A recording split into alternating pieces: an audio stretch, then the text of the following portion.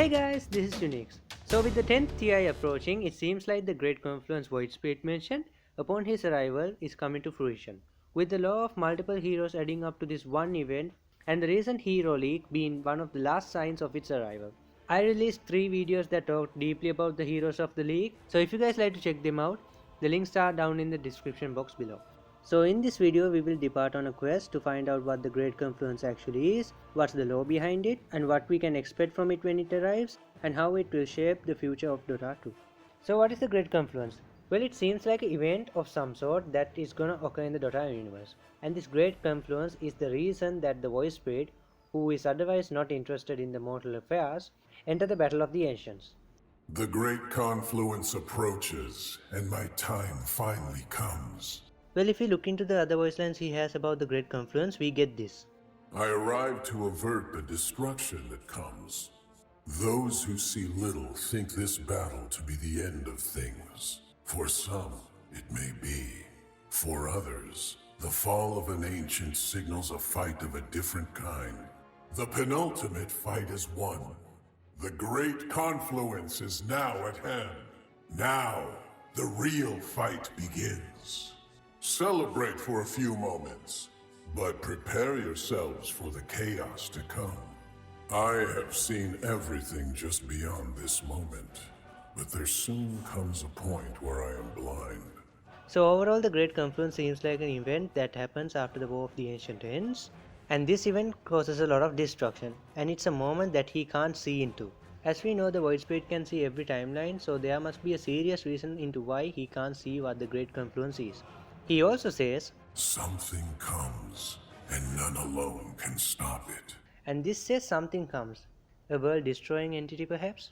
The path of this conflict was decided long ago.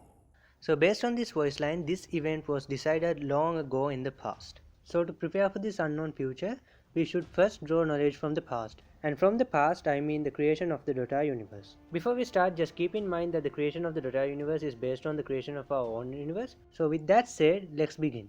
This overall story of the creation of the Dota universe is composed after referencing the law of multiple heroes, with the main 3 being Void Spirit, Elder Titan, and Arc Warden. First there's the Void, the nothingness that exists even before the creation of the universe. This is mentioned in the Void Spirit's law. Then the Primordial Mind came to being, after which the Titans were born. One of them was the Elder Titan, who we know today. He makes the mistake of shattering something. This shattering is called the Schism, basically the Big Bang of the Dota universe, which shatters the Primordial Mind and the unified super force of the universe into 4 fundamental forces of nature. It also creates time, and maybe the 3 spirit brothers were born out of this, because only Inai is considered the elders and the others just say they are brothers. And Void Spirit is the only one who is not connected to an elemental force like the other 3 Celestials. The Primordial Mind now shattered with the 2 greater fragments called the Dire and the Radiant, which are basically the 2 complete opposites like Yin and Yang. They fought each other, twisting all of creation to serve their conflict, and this war threatened the future of the cosmos. Keep this in mind because it will appear a lot later on. Because of this, the 3rd fragment made itself known, who is Zed, the Arc Warden. He is basically the neutral fragment of the Primordial Mind, the yang between the Yin and Yang. Together, these fragments can be seen as the representations of the 3 attributes: strength, agility, and intelligence. So Arc Warden wanted unity between the fragments of the Primordial Mind, but the Dire and the Radiant won't stop fighting and cannot be killed either, since they are essentially immortal and existed even before the creation of the universe. Because of this, he used all of his power to contain them, and imprisoned them in a moon which was later referred to as the Mad Moon, and flung this moon into darkness into orbit of a nondescript world. This event is mentioned in a voice line by Elder Titan. The Mad Moon rises unbroken above a fledgling world, but only in my dreams. Now with a fraction of his strength, Arc Warden stood guard over the Mad Moon, hence why he is called the Warden, but this moon couldn't hold the Ancients for eternity. As they fought inside, the moon began to crack, and Arc Warden's depleted power proved insufficient to contain the breach, and eventually the moon shattered. The Ancients escaped and they started their war all over again, the War of the Ancients, in the planet below the Mad Moon, the nondescript world which is the Dota 2 world. Here I would like to talk about how the Dota 2 matches work. So according to an artifact tweet, It says that the Dota world is in a constant time loop that resets every time an ancient falls, and reverts the time back to the start of the war all over again. This basically means that every Dota game we play are just different rundowns of the same event, the War of the Ancients, with different variables each time.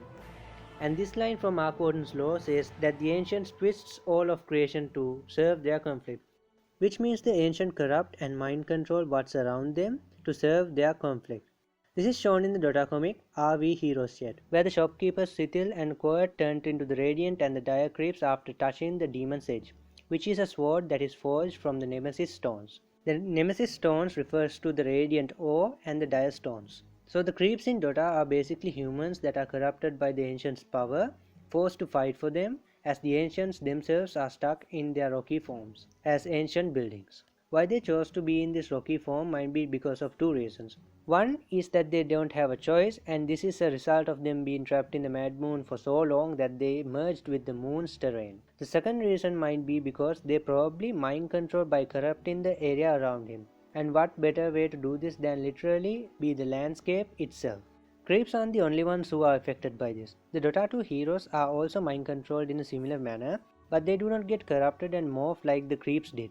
This might be because the Demon's Edge can be only wielded by a hero and thus the corruption is minimum. However, they are still mind controlled nevertheless. This explains why all Dota heroes don't really have any affiliation with any of the ancients inherently, and even sometimes fight alongside their sworn enemies like LC and Underlord.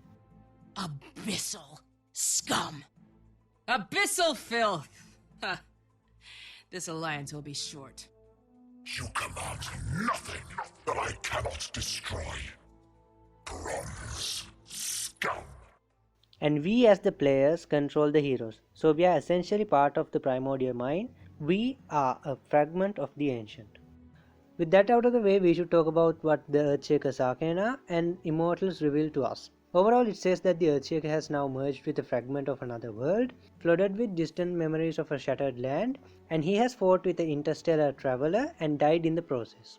Well, what is this Sister Earth? A Sister Earth basically means a similar planet, so it is said that this world is the Dota 1 world. This is the place where the ancients first fought before they were trapped in the Mad Moon and flung into the Dota 2 world. And this Earth has been ended by this interstellar traveler, whoever he is. Earthshaker has fought this entity and died in that life. Now a fragment of the Dota 1 Earthshaker is sent to the Dota 2 world and infused with the Dota 2 Earthshaker, which would explain why with the Arcana equipped he has a stance similar to the Dota 1 Earthshaker. These memories of planetfall can be seen as a warning sent out by the Dota 1 Earthshaker to other potential Earths about the world destroying entity. Anyway, a warning.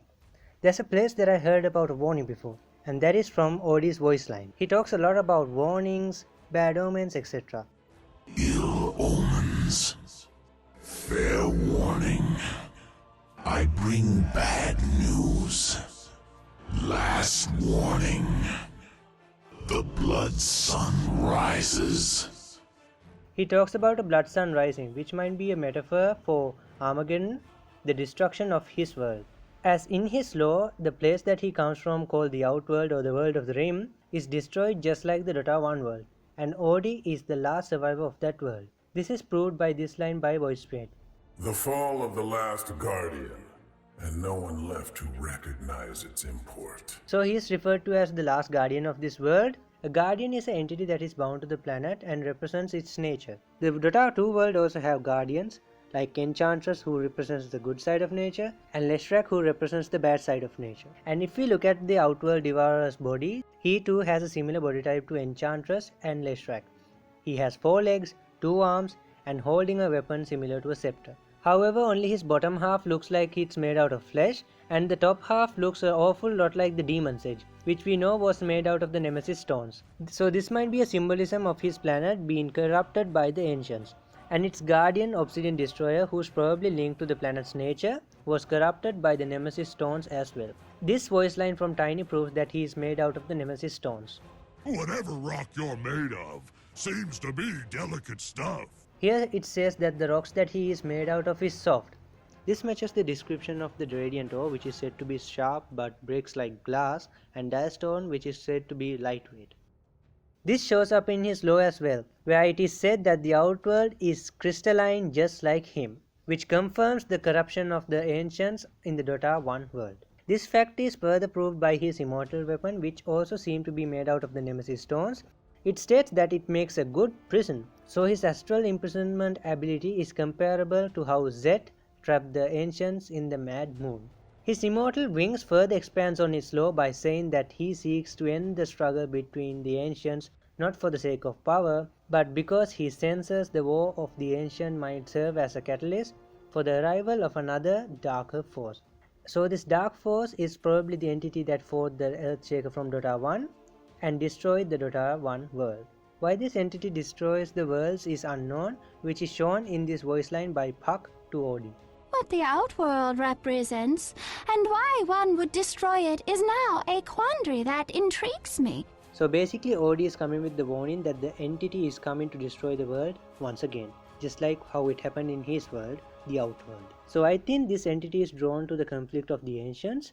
This is because many of the heroes' laws say something along the lines of the war of the ancients have potential dire consequences on whatever the said hero loves or wherever they come from, hence why they join the war of the ancients. This theme happens in a lot of heroes' laws, and some of these heroes are shown in the screen right now. So I think all these laws point in the direction that the war of the ancients attracts the attention of this dark entity. So a violent entity that is attracted to conflict. This sounds a lot like a hero we already have in the game, and that is Spectre. In her lore, it states that she even joined the battle of the ancients because she was drawn to the conflict.